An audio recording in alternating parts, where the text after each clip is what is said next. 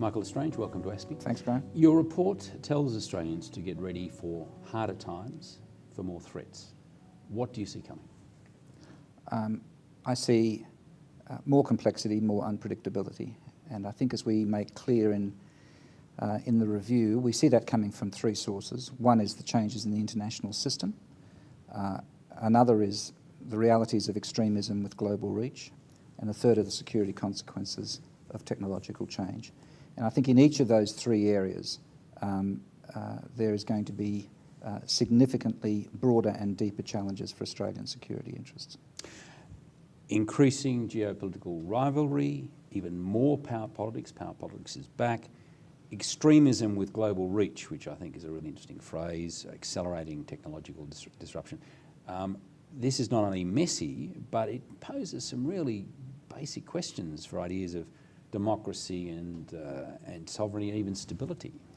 It does, and I think in many ways we are wedged between the limits of sovereignty and the constraints of multilateralism. And by that I mean there are many things that we want to do to advance our own security and other interests which we cannot do on our own bat. We need to engage with others and cooperate with others. But there are real limits of multilateralism as well. So we have to try and weave this course between the two. On the changes in the international system, I think the obvious ones are the change in the balance of wealth and power among the major powers, particularly China, US, Japan, Russia, India. But there's also a bigger dynamic going on, I think, between the ongoing realities of globalisation and the pressures that is creating, and the new forms we are seeing of nationalism, economic parochialism, and populism. And that is creating particular tensions in relation to how economic interdependence created by globalisation is interacting with geopolitical rivalries.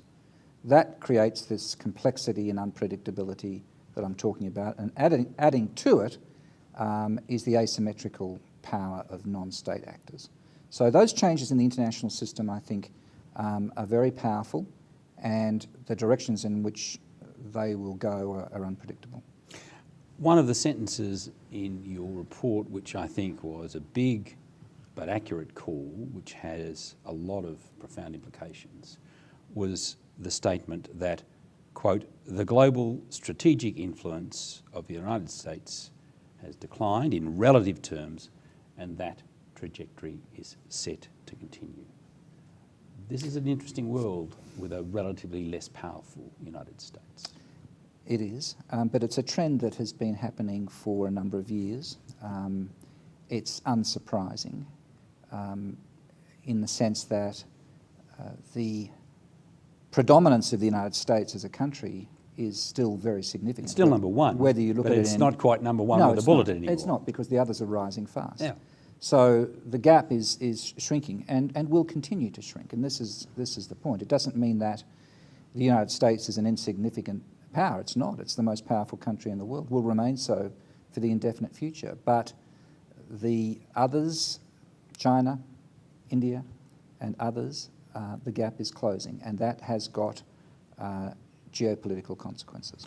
Can Donald Trump, all on his own, do a lot to further erode America's influence? Is he both a symptom but also someone with the potential to hasten that decline? Look, I think the single most powerful dynamic at the moment in relation to America's role in the world is uncertainty. And people are not entirely sure in any shape or form as to where they stand in relation to American power and influence. And there are some competing trends at work here. So I think at the moment it is still shaking out, but there is great uncertainty and some premonition that things could get worse in terms of America's capacity and preparedness to exert its strategic influence.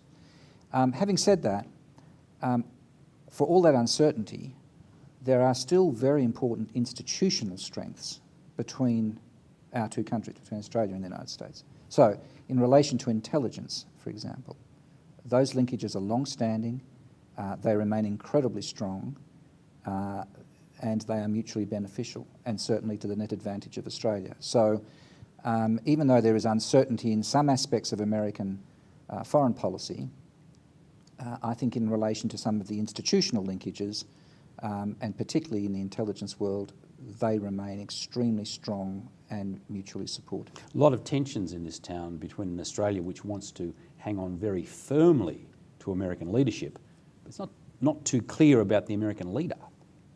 No, I think that's true, and I think we all hope for the best in this context. But as I say, sometimes it's disorienting when messages are somewhat at odds with each other from within the administration. But for whatever may be the political permutations, at the end of the day, this is the most single important nation in the world, will continue to be. And in relative terms, its influence may be diminished, but in terms of Australia's national interest, my own view is that it remains clearly to our benefit to be as productively engaged as possible. It's a really strange thought in this town, though, isn't it, that perhaps since the first time since 1975, the end of the Vietnam War, you can actually say that people are not really certain about what the United States might do. I think that's probably accurate, although as I look at some of the public polling that's done by Lowy and others, I think there is still very strong support for the American alliance. Uncertainty about some aspects of its current direction, but I think there is a continuing strength of public support for the alliance, and certainly in public policy I think that remains as strong as ever. Now, we're more than 15 years into the modern age of terrorism. How much has that changed the way that the Australian intelligence community thinks and acts? I think it's changed it pretty fundamentally, and I think this is an area where there's certainly no complacency, none that we found, but there is a track record of real achievement. And I think it's an area where there has been very good cooperation, and that is not just among the agencies in Canberra, where things certainly have improved very significantly over the past decade. It's also, very importantly, between the Commonwealth states and territories. I think that's improved enormously. There's been much better linkages between the agencies and government generally here with the private sector, because the private sector controls so much of national infrastructure. And in relation to threats to that infrastructure, there's some very good mechanisms now established for liaising with industry. And I think the other big change has been the effectiveness of communications between government and the community on these issues, particularly threat levels, and a greater openness about the threats that we face. Now, there'll always be a need for balance between secrecy on some of these issues until they break, but I think there's also a recognition that you have to take the community with you on these issues. You have to convey why threat levels may be changing. You have to put in context when certain operations take place, as we've seen over the past week or so. And I think that level of communication is now much better than it was a decade ago. So I think it's had a very big impact on the agencies. I think their track record is very impressive, but they and everyone else knows that this is an ongoing challenge, and there's certainly no complacency. If agencies are stretched by the operational demands of terrorism, is there much scope to look at other challenges, to set other priorities, to think more long term? Look, I think this is a really important issue, and it's one that we faced up to very directly in the review, and we've articulated that concern quite explicitly. There has been a focus on and a need for intelligence on some very important short-term priorities. Terrorism is one, support to military operations of the Australian Defence Force is another, people smuggling is another, and increasingly now cyber security is another. So they are very, very critically important short-term priorities, but we do point out that this does put pressure on other longer-term or medium-term priorities that aren't as actionable as those immediate ones. And it's one of the reasons, Graeme, why we have proposed in this review the recommendation in favour of an intelligence capability investment fund. This is a long-term resourcing of long-term needs that the community has over time. Now, the Defence Department, the Defence Force, has done this for many years, and I think the intelligence community is in a not dissimilar position. The demands on it in terms of expenditure are growing. The technology intensity of their task is growing. The resourcing they need is growing. And rather than doing this on an ad hoc basis, it should be done on a more strategic approach over time, looking at what they need to meet emerging and current trends.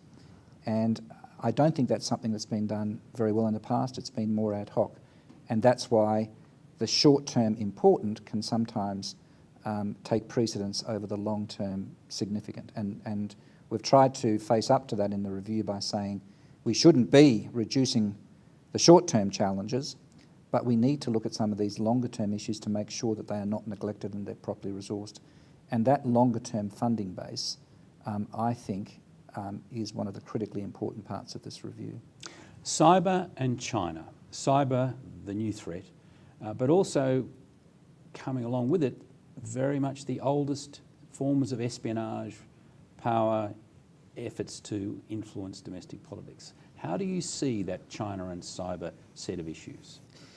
Well, we haven't been specific about any countries in relation to this review because we're looking at this in a systemic way. And what we're saying, I think, is that there is an old and a new here, and you're quite right to point this out. There's continuity and there's big change. The continuity is that because of power politics, which we see as still as relevant, if not more relevant than ever, states are going to test and probe in ways that they've done for centuries. And that will continue, sometimes in a more intense way than we've seen in the past at a state-to-state level. That's not new, but it's the contours of it are changing.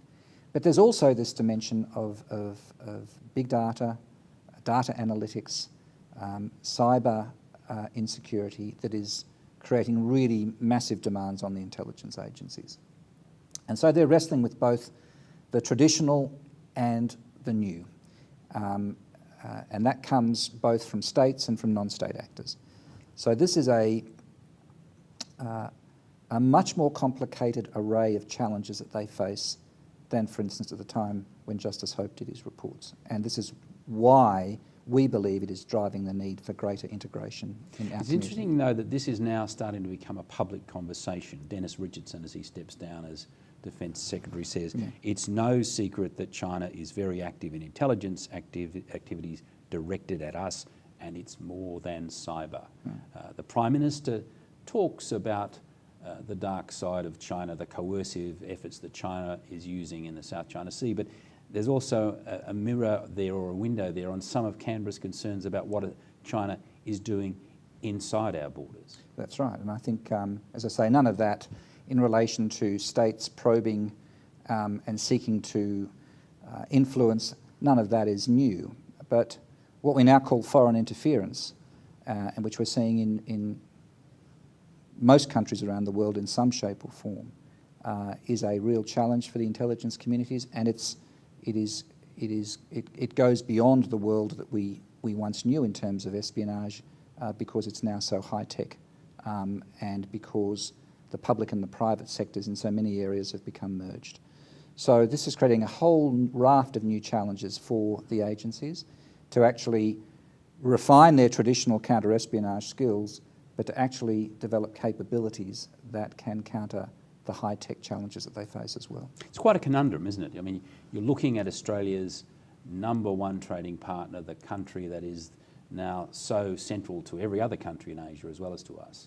And then you look at its cyber activity and the way that it's working through a quite substantial Chinese-Australian community within Australia. This is a new way of thinking about these conundrums. It is, but I think it's, as I say, I think it's an extension of a world of espionage that has existed for as long as modern states have existed, and it's adopting new forms, largely because globalisation is breaking down many of the barriers. And that's why I think, you know, what we argued in the review, that the distinction, the hard distinction that Justice Hope saw between foreign and security intelligence, although elements of that are still relevant because the rights of Australians need to be treated very carefully. Nonetheless, because of globalisation and technology, many of those old barriers have broken down, creating all kinds of new challenges. Michael Lestrange, thank you. Thank you.